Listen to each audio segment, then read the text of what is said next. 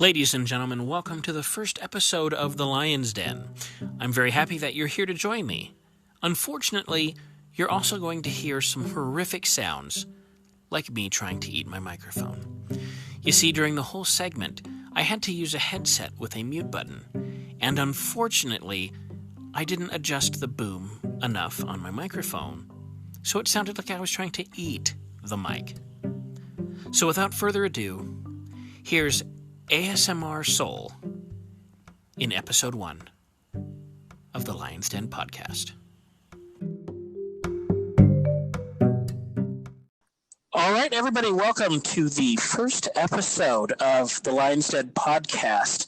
I'm Soul, and with me we've got Omega helping me wrangle these cats here, along with Coach Twitch, Ryan from Junknkrat Meta League, and this dude, Cameron from Firewall eSports. So welcome, everybody, to the very first episode of this shindig.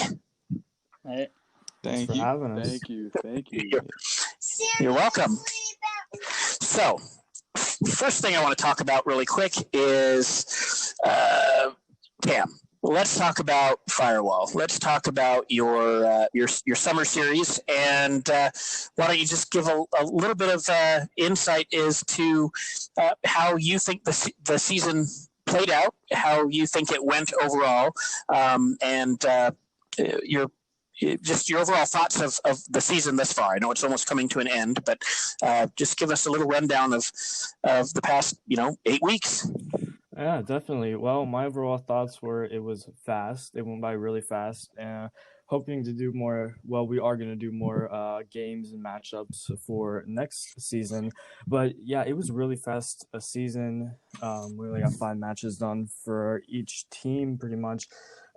It was really fun to watch all these teams compete. We had, teams from CGL. We had teams from these smaller leagues all come in and compete in our summer series. So it was really fun to watch.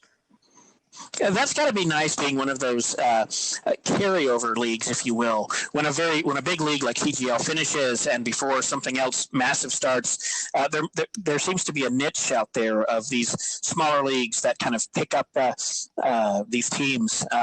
Would you consider yourself one of those smaller leagues that's looking to get bigger, or do you want to stay in that little niche corner where you're kind of filling the gaps between these massive league seasons, like spring and fall, as opposed to, say, summer and winter?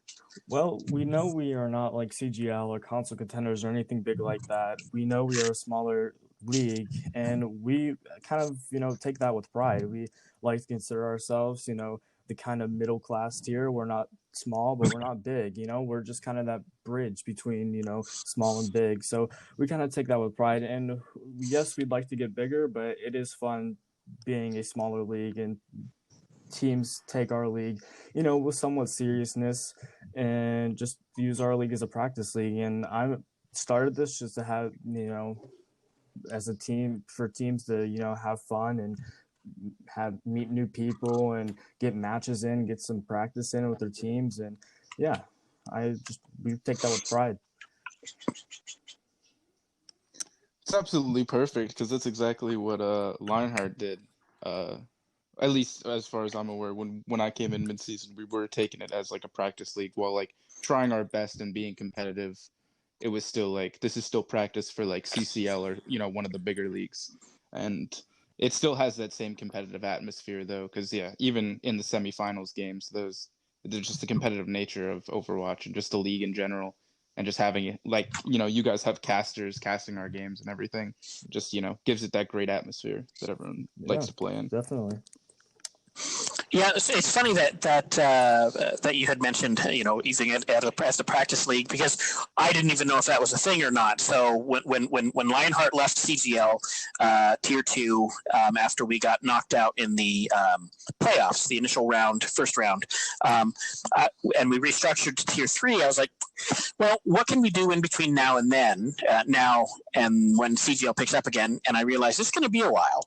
And so I was like, let's use Firewall as a practice run and see how it goes. And I think these type of leagues are very important, because if you have an up and coming team that you want to get up and running, perhaps jumping into a CGL might be a tad intimidating, and you need these smaller stepping stones, if you will. So, not that I don't want to see you guys grow and become massive, but at the same time, you're doing an important, you're providing an important resource for teams out there. And I would just say, don't try to grow too fast, too quickly, because we need leagues like that. So, absolutely.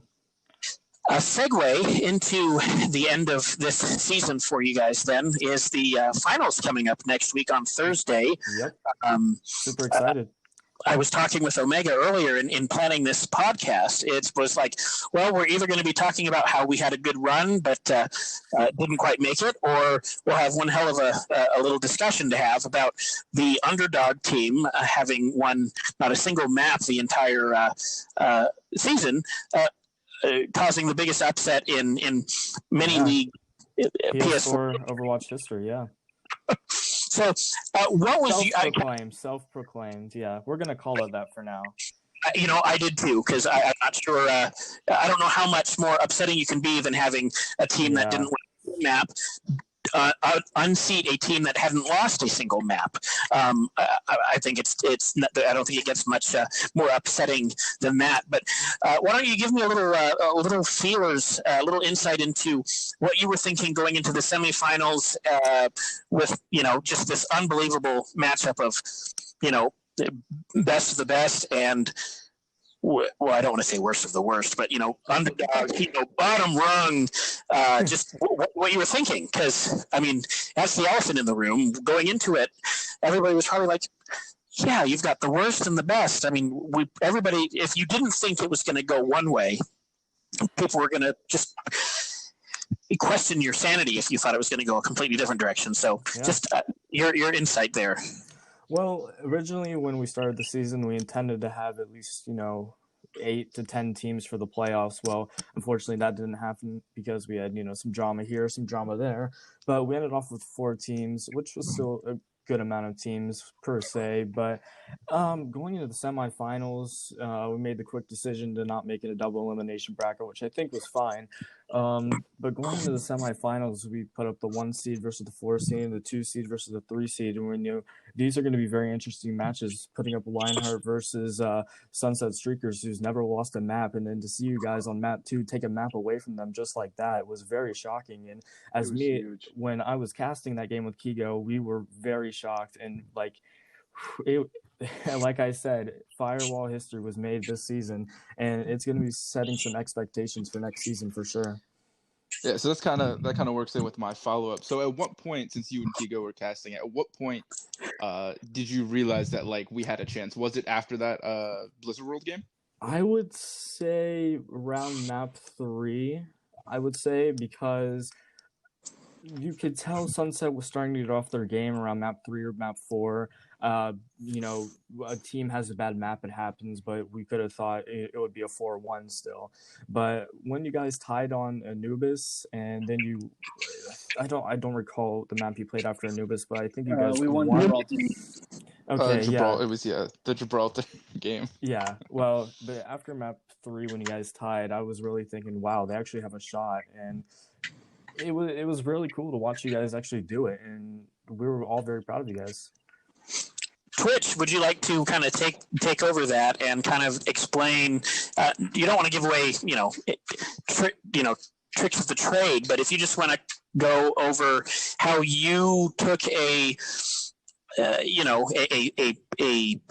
work in progress team and fine tuned it to, what did you do? What magic wand did you wave?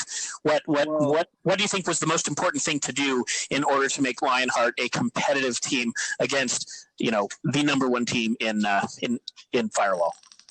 Well, when I came in 7 weeks ago, I saw potential in this team, and they had a grasp of Overwatch. They were good, but they weren't quite team level. They weren't playing together. They weren't tracking ultimates and stuff like that.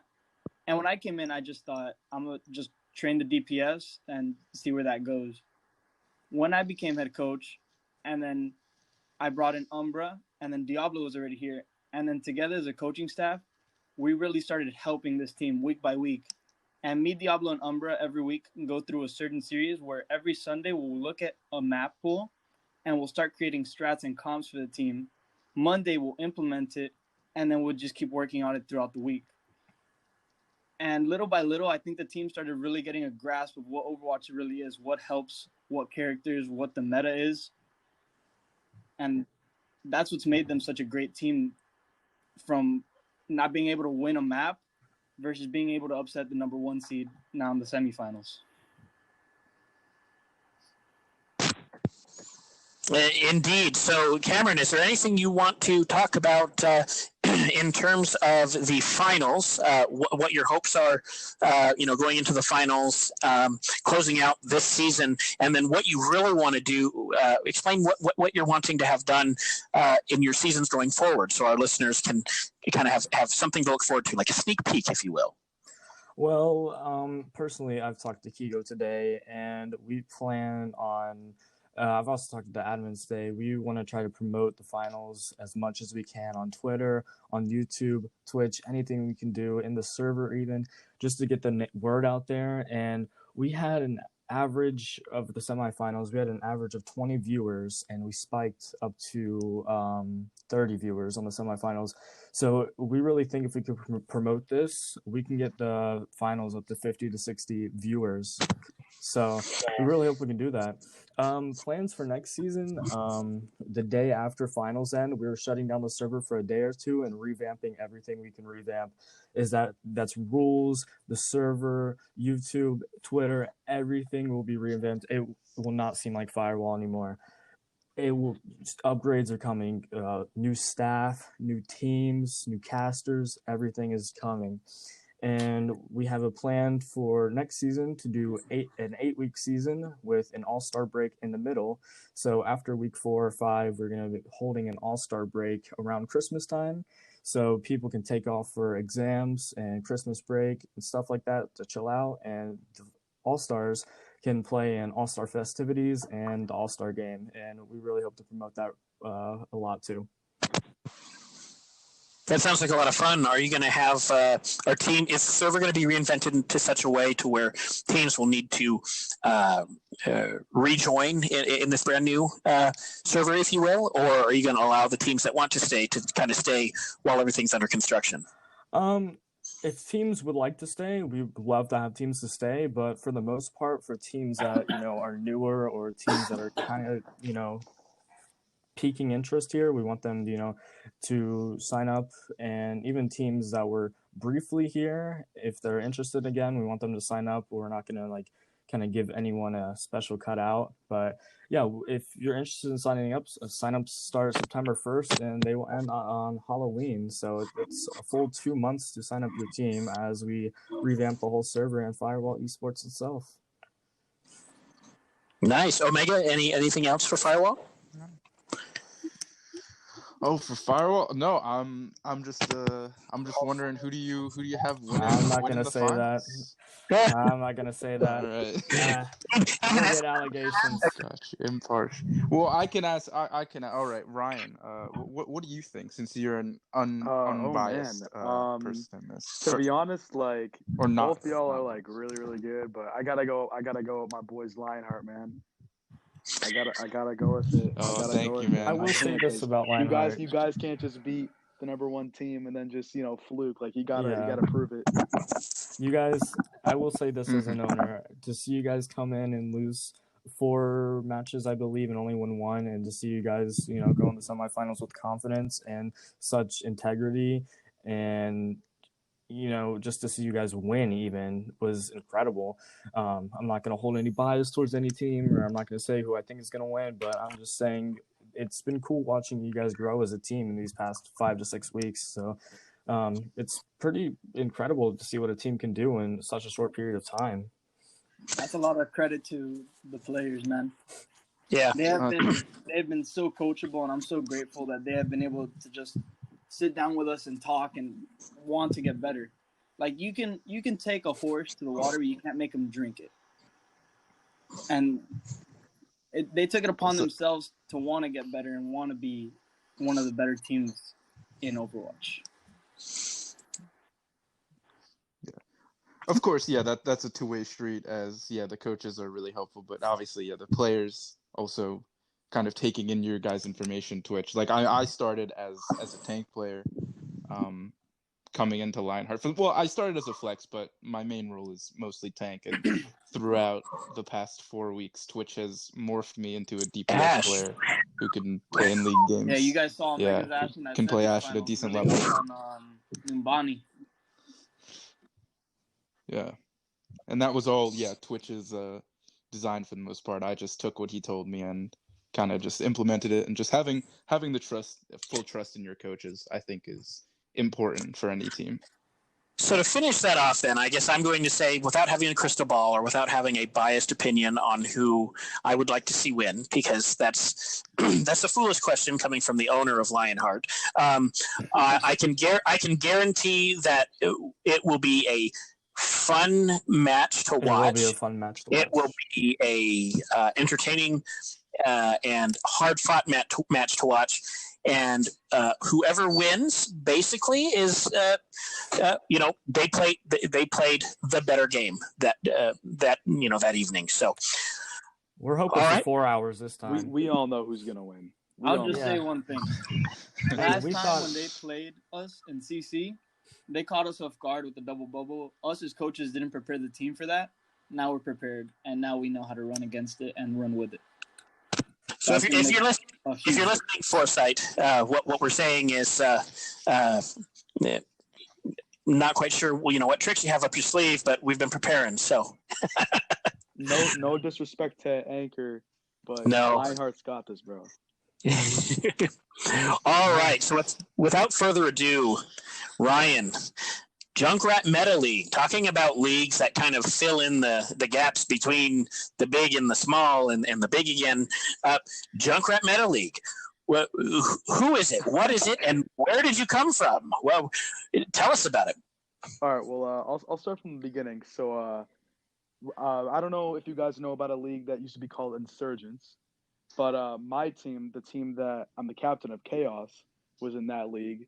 And then, out of the blue, they just deleted that league, and, we had no clue what happened to it. And then one night at, 2 or 3 in the morning, I was ranting to the other owners of the league, Anime and Chaotic, and I was like, yo, I don't know where to go. And, I was, pretty mad about it. And then next thing you know, we're like, we should just make our own league. And then at 3 a.m., we just decided to just make a server. And then we I think they stayed up till, 4. And then the next day we were up till 4 a.m. again, just making everything. And then we dropped the server the next night at midnight. And then but basically we just want to be a league that's not like any other league, I guess you could say. The way we built our tiers is meant to be different from how other leagues operate, if you know what I mean. But I mean, obviously we can't be too different because then teams won't be able to join, because teams like to build their team average and their SR cap based off if they want to play in the bigger leagues or not. You know what I mean? So I don't know. We just want to be a unique league, a new league. We're not really big. We're still pretty small, but it works. I mean, 200 members in the first week or two is pretty big. I mean, you guys should be very proud of yourselves on that. I mean, we are for sure. We were averaging 50 members a day for the first 3 or 4 days. It was just insane. Yeah, it was crazy to watch too. We're almost at 275 now. We're getting members joining every hour, so it's crazy. Hey man, everyone starts somewhere. Oh yeah, for sure. These big leagues like CC and CGL didn't just get there in one day either. Exactly. You gotta have that mindset. We've been up for we opened the server August 4th, so we've been up for about 2 weeks. Yeah, 2 weeks, just about. It's 12 days, but everything is pretty smooth. We got 20 teams now. It's just insane. I never thought that we'd be this big at all. So So you just skipped the Stepping Stone League as being a smaller place for people to go to, and went straight into the hey CGL, look at us, we can compete too. Well, we tried that approach, but obviously you're not going to get to that big like that quickly.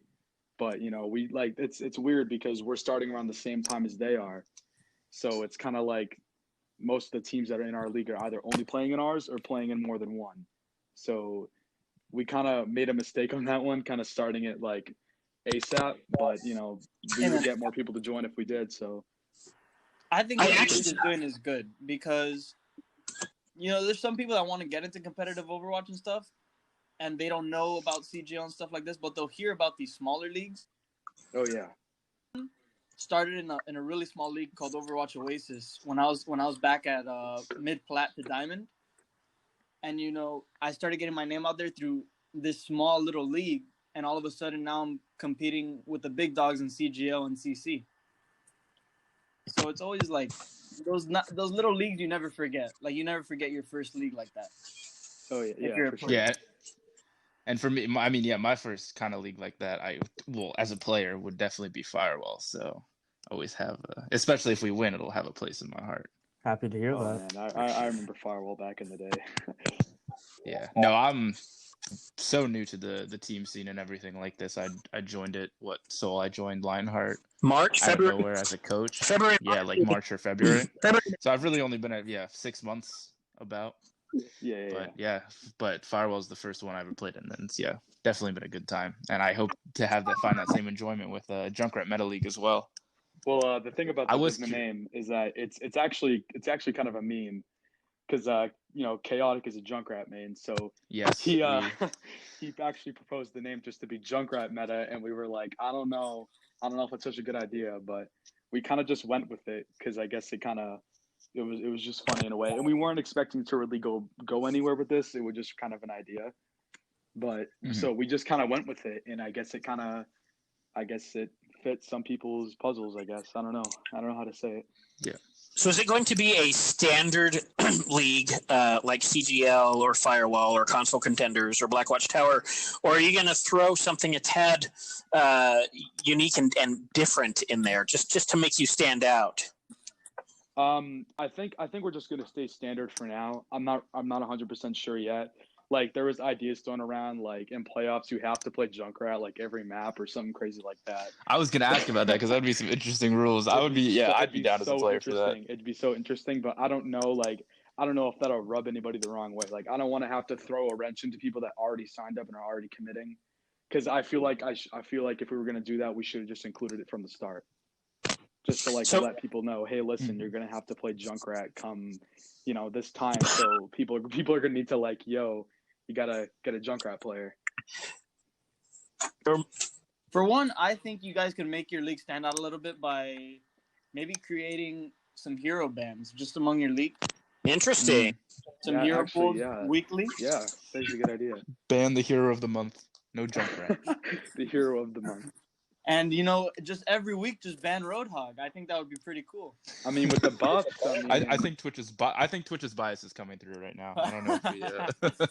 I mean, we don't have to ban Brig anymore. She's already dead. Could be a little fun for your league. Oh yeah, for sure. Because it does create like a diverse meta and stuff. Honestly, that's actually like a really interesting idea. But like at least we don't have to ban Brig anymore. She's already nerfed into the ground. It might be fun. Like before you play the finals game in Junkrat Meta League, they have to do a quick exhibition game like 1 or 2 days before, where it's 6v6 Junkrat. Six Junkrats versus 6 Junkrats, just to kind of see, because I think, what is it, the Super Bowl, didn't they used to have both teams, like a player from both teams play like the Madden NFL game for like whatever console was out that year, and they played it. Make everybody play 6 Junkrat, just an hour or two before the actual finals game starts, just for even better if you want to continue with that line and that idea, which is actually hilarious, would be great and unique for a league. You could also go even further to have some stakes in it by saying whoever wins that 6v6 Junkrat, they get first map pick. That's actually genius. Like, Soul, I knew you were a smart guy, but I didn't think you were this smart. Well, because I was thinking, because I was told, I actually offered to make the logo for the Junknkrat Meta League, and Chaotic said, "Don't worry about it. After every season, it's going to be something else Meta League." So Junknkrat will only be for one season and then move on. So then you could be like, okay, so next it's the Mercy Meta League, okay, and then you've Mercy 6v6, before the finals game, and I think that could just be a fun little addition, something like that. So, I really like that idea. What's your mission, vision, and value? That's a very stereotypical, like, new business thing to say, and what you have. But what is your mission? What's your vision? Like, what do you see for the short term and the long term? And then what values are you hoping to hold up during this time?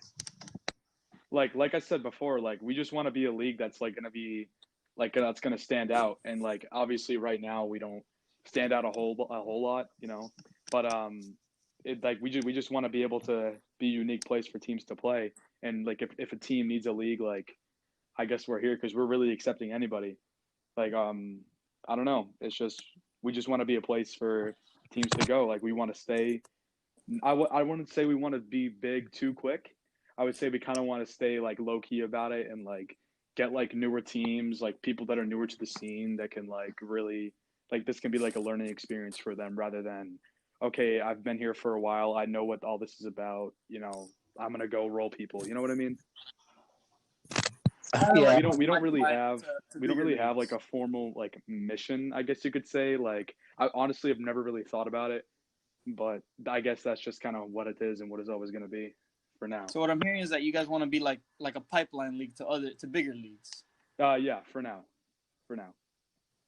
Eventually, like, one day, like, obviously, like any, like, most leagues want to be, they want to be like as large as CGL or as large as like any other league, but they just want to like be the one that people know. So I guess like long term, that would kind of be our goal for it. Like, the more seasons we play, like the more our word spreads around, it'll be just better for everybody.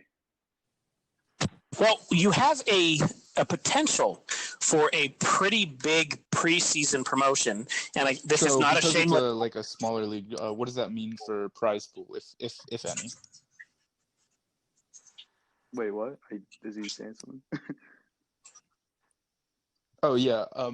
For like, since it is a smaller league, do you guys plan on having like a prize pool for any of the upper tier not finalists, but winners? We hope or anything so. like we haven't really talked about it too much yet.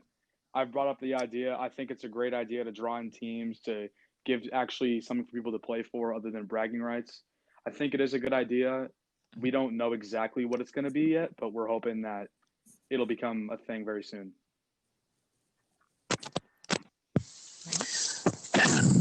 I think along the way of while you like grow your league, and in these off seasons, maybe have like these 2 or 3 week tourneys where it could be like a pay-in kind of tourney. Yeah. I think that would be a cool idea too. It is a good idea, but I mean, obviously, like, for now, like, we're already like the preseason starting literally next week, so yeah, unfortunately it's a bit like late for that, but I wish I thought of it. So into that preseason mindset and everything that's going on there, you might have a pretty interesting matchup, and this is not a shameless plug for Lionheart whatsoever, but if Lionheart wins the Firewall finals and is the Firewall, champion, if you will, the preseason game will actually be your Firewall's champion versus the CGL Tier 2 champions in your preseason matchup. So that would be a fantastic pitch right there. Just that one as to like a highlight game for what's coming up. Yeah, and me and Chaotic and I, when we were making the schedule, we were actually thinking about that. We were going to give you guys foresight in the preseason, but I feel like that'd be a little bit too soon. I mean, you'll see that in the schedule when you get them a little bit later in that kind of season. But we were obviously thinking about that when we were making the schedules for everything and seeing, that'd be a probably really good matchup. If the Firewall champion and they played them in CGL too, and then Pandora, the CGL Tier 2 champion, would play against each other, and I guess they can settle it out. We never got a chance to get there, so that'd be pretty cool. We lost round 1, so we never got that chance to play Pandora. I know you guys got 3-0, but who was it against? Taterbots. Oh my god, leave it to Wegsy. Yep. All right. Well, without further ado, then we're just about hitting the 30-minute mark. Let's go ahead and get into the roundtable discussion. We can have a random discussion about anything you guys really want to discuss, but the number one item on the list here for me is this new patch that came out that really kind of shook things up a bit. I know it affected Sunset and Lionheart a tad in terms of playing on patch day, but yeah, what does everybody think about the new patch and the potential hog meta that this could create while we wait for Overwatch League to come back and kind of create their own meta that we all usually follow? Oh man, I don't even want, like, I'm so disgusted. I mean, first of all, you got the Brig nerf, you got the hog buff, you got the insanely fast Orisa Holt. Like, I don't know. Like, the last thing I want is a double off tank meta. That's the last thing I want. I think personally Overwatch is just heading in the wrong direction right now. What do you think it's heading towards? Is it more damage, more DPS, less hunker, bunker, shield, and protect? Like, let's just get rid of all shields and just everybody shoot each other. Like, they're aiming more at a style of like a 6v6 deathmatch kind of way. Like, Jeff Kaplan has said that he wants to make more characters that are solo queue mentality type characters instead of making it what this game was originally thought to be, which was a team-based game. Right. That's and interesting. When you buff heroes like Hog, and it just you nerf the actual heroes that were team play based, which like Orisa, it just hurts the game so badly. They're going to give Reinhardt an ability in the future where he turns his hammer around, holds it like a rifle, and can actually beam shoot people. Oh yeah, I heard that was coming out in the next patch. I think no matter what way they decide to take Overwatch, in people's eyes, it'll always be a bad way. There's always going to be someone who's not happy with it. There's going to be the optimist, and there's going to be the person who doesn't like it. So, and right now, I haven't read the patch notes, and I have not played in over a month because work. But it sounds like the community is upset. So, and it's getting kind of repetitive for the devs. So, I don't know. I think they should start trying to fix that. I think they should take more time to actually experiment with the patches. I feel like the last patch went live a little too quickly. I feel like it was on experimental for 3-4 days. I feel like that's a little bit. I feel like that's a little bit too short. Oh, a week and a half? Oh my god. Yeah. Never mind. Forget what I just said. Oh man, I was not thinking right there. I personally just think it's not so much that they're getting the patch outs quick, which is what people wanted. Like when Double Shield was meta first, and then they came out with 222 hero and hero pools. They wanted patches to come out quicker to switch up the meta, and they've been doing that. The problem is they switch up too many things in one patch. Like, they need to take it slowly. Yeah. It almost feels game-changing. I agree. I would have... yeah, I mean, it does meta change and game change. I really would have just liked to see the Brig nerfs go through and nothing else, and kind of let that sit for 2 weeks, or a week and a half, and kind of see how that how the meta started changing, because just before doing everything else. Don't understand how you can buff Genji because he's not being played. 2 weeks in, you're like, nah, this character's too broken. We need to patch him again. And it's like, but Brig has been meta for over a year and a half now. Yeah, even more if you count goats. Oh my god. Yeah, so in other competitive shooters, is it common to push patches out specifically just to change character design and change the meta? I came from the only multiplayer gaming I did prior to Overwatch was MMOs. And when patches came out, patches gave you new content updates, and they fixed bugs and slight character adjustments that were meant to make the game smoother. But Overwatch, to me, is a new breed, especially now with their new... they're actually just trying to Like they're making changes just to change for the sake of changing things and changing things up. Is that a fair assessment? Oh yeah. Yeah, I mean, looking at Overwatch as a first-person shooter isn't the best idea. It is, in its essence and the way it's created, a MOBA, in a certain sense, where you have certain characters and certain abilities. And with League, I don't actually play League that often. My brother did, but from what I had heard within the scene, like, yeah, MOBAs change. They get constant patches, constant changing of heroes that are too good or too bad, and then that ultimately always shifts which heroes are now good, which heroes are now bad. So I think this is kind of in the same vein of just, yeah, nerfing heroes, buffing heroes, just not willy-nilly, I can't say, because obviously I'm not a developer. I don't know what goes into that. But changing things quickly and not really waiting and thinking about how that could affect the players. I think is a thing that Gotcha. companies Okay. do with I MOBAs. think it's primarily a problem with power creep. Like before hero pools back in GOATS meta, no DPS was being played in OWL, so they started just buffing DPS and buffing DPS and buffing DPS. And then GOATS was still meta, so they had to nerf some supports and they had to nerf some tanks. But now all of a sudden you bring in 2-2-2 to get GOATS out of meta, and now all these DPS are super powered up, and you can't. Now you have to nerf all of them, but then you don't want to nerf all of them because people have been adjusted to that style of play. So now you have to keep buffing supports or keep buffing tanks, and then it just continues along the line. You just have to keep buffing characters or nerfing certain characters. But where comes the point where that has to stop, and you just have to kind of find a base for everything? I'll literally say from my experience with League, it just doesn't. Like, this is just how those kind of games go, and it's a constant like buffing and nerfing and trying to balance it, even though it may never be balanced. That's I may be wrong, because obviously I'm speaking of like 3 years ago League. They might have changed something now and figured something out, but as far as I'm aware, the constant buffs and nerfs that come in, Oh yeah. that's just kind of a part of MOBAs and like them trying to figure stuff out. Nothing's ever going to be completely balanced where it's like a rock, paper, scissors shoot like people originally thought Overwatch was going to be. But at the same time, it's just too much stuff right now.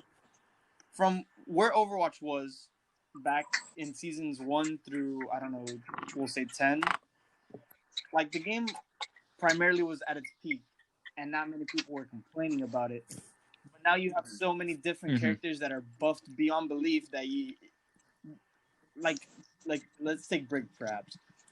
Everyone after every nerf, everyone said, "Oh, this is it. This is the nerf that breaks her. This is the nerf that breaks her." Yet she's still meta. And now they came in with the biggest nerf arguably ever to Brig, and she's still pretty good.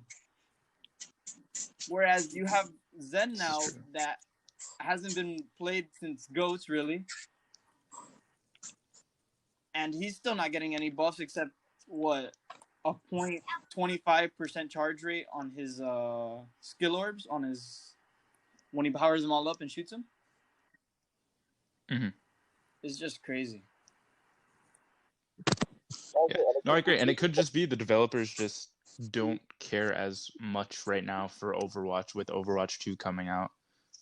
With I don't know how much you can do during the corona, because I know Blizzard is based in LA. But yeah, no, I mean, I agree. I think massive power creeps, just tend to happen because developers, I don't know, maybe not play their own games, because we saw this in Hearthstone as well, another Blizzard developed game, that power creeps are just an inevitability of a game continuing its lifespan, because it's hard to figure out how to balance things. But like, I mean, you can look at like characters like Tracer or Sigma, right? I feel like if I'm thinking of two characters who have gone through the least changes, those two I think when come to mind. Sigma first came out, he got nerfed pretty massively. Not enough to take him out of the meta, but I think he's still got nerfed pretty bad. Well, since somebody, I think Omega, you brought up Overwatch 2, there hasn't been much word on that, and I don't want to go off into, I could do a whole other podcast on Overwatch 2, but one of the things that I was very passionate about when Overwatch 2 was first launched was getting into discussions with people and talking about Overwatch 2 in the sense of the number 2. is the PvE portion and the somewhat of a lore-based progression system for the characters in Overwatch 2. But in terms of the core PvP content, the maps, the game modes, the characters, Overwatch and Overwatch 2 will still be the same game when people are playing in Overwatch League, or when people are playing competitively, or in open queue or role queue. Those two iterations will be one and the same. So I don't think Overwatch 2 is going to be a completely new competitive game that we're like, oh wow, look, you can either go play Overwatch 1 or you can go play Overwatch 2 competitive. I think the PvE portion is the 2, and they're just upgrading what we've been playing. And I wouldn't be surprised if they dump enough new characters into Overwatch 2 that everybody who plays Overwatch 1 will get to use, that maybe those characters in and of themselves might change the meta again, just with what they're most likely going to be able to do. Would you say that that's a fair assessment? That can enough characters change the meta, like with 6 more characters? I, for one, I think enough characters can change the meta. Here's the problem. When a character first comes out, a lot of people want to play them, right? But they don't always know how to play them, and they don't know what their strengths are or what the weaknesses are. So what Blizzard tends to do a lot is they come out with a really strong character so that people know how to play them, and then they nerf them progressively. Yep.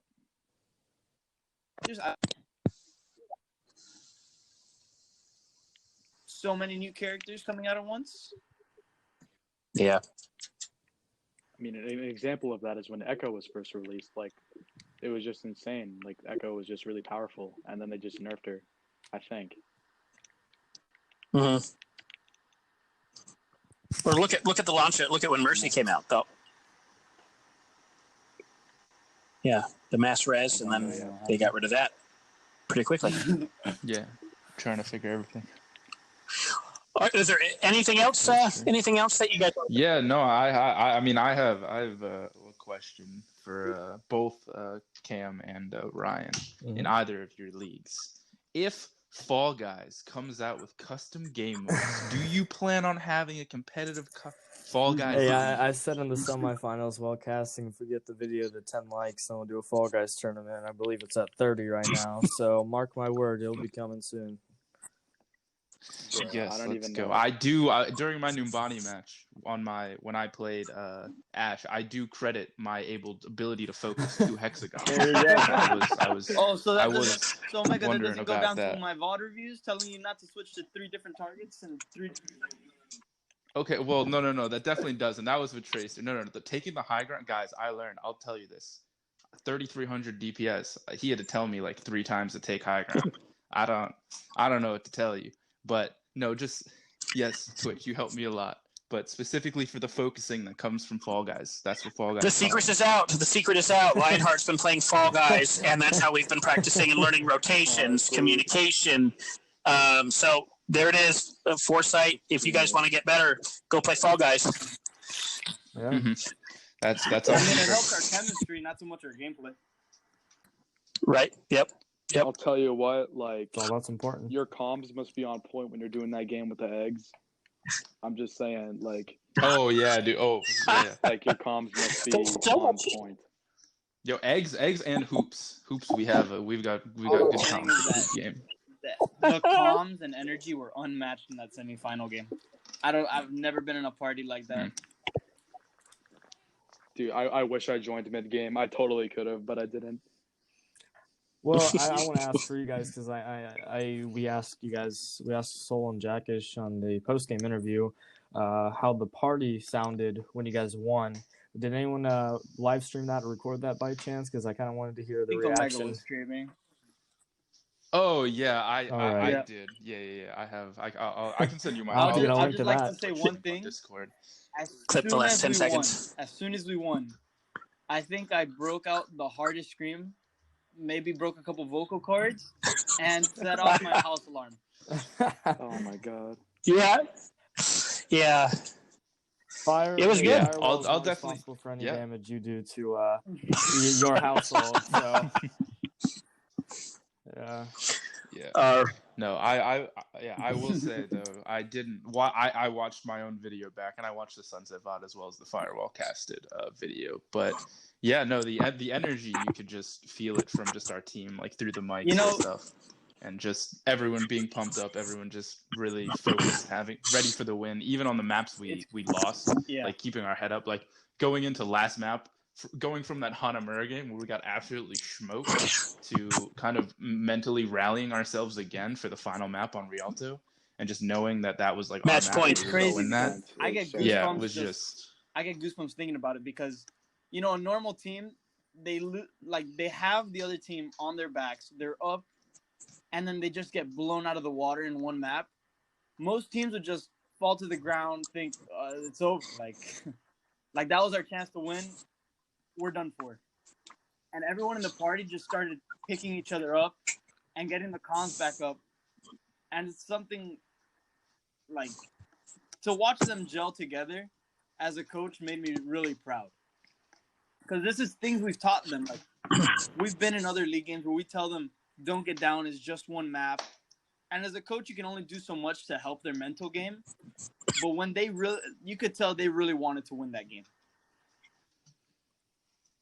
Who wants it more? Hell, you hear that a lot in competitive sports. Which team wants it more, right? And from what I heard, they wanted No, it and fundamentals. Yeah. I mean that game though did feel very much like a pendulum swinging from Lijiang to, because 1-1 lost 1, tied 1, 1-1 lost 1, lost 1, 1-1, something like that. Just back and forth the whole time. Give and take. Yeah. At one point, I'm like, how many draws have there been now? Like, I don't even know. What map 6, and we still okay. 3 hours later. It's crazy, honestly, because imagine you get full held on Numbani. As an Overwatch player, like, wow, like it's gonna take so much work to full hold the other team now. Like, it comes to a point where you don't even want to play. Like, you just internally you accept your loss. They didn't accept their loss. They're like, okay, yeah, this is really winnable. Yeah, worst case scenario, get a draw. They were pissed. Yeah, no, that was the swing back and forth. I mean, Gibraltar even too. That was such a swing. Going down, they had 3 minutes, 3.5 minutes, almost 4 minutes in the time bank.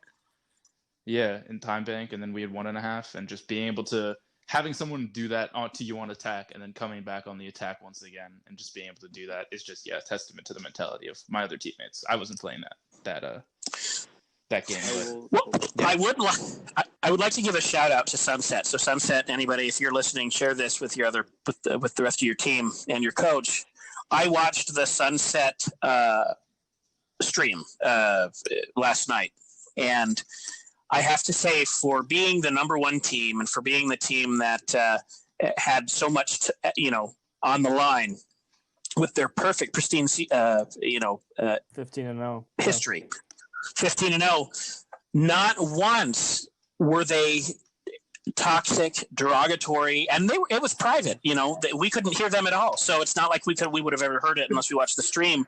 But the fact that they were streaming without us even there was no toxicity, and I was so happy to not hear that, because I thought for sure there would be some smack talking here or there or whatnot. But props to Jackus multiple times. Props to Omega or CD or King or Odera. Like, wow, that was good. And you shouldn't have let him do that. And I was just very happy not to hear toxicity. And I mean, personally, I know you just thanked me, but I watched the VOD back, and I think myself, I mean, depending on what you would consider toxic, I said fuck these kids a few times, just because that's kind of how you get pumped up.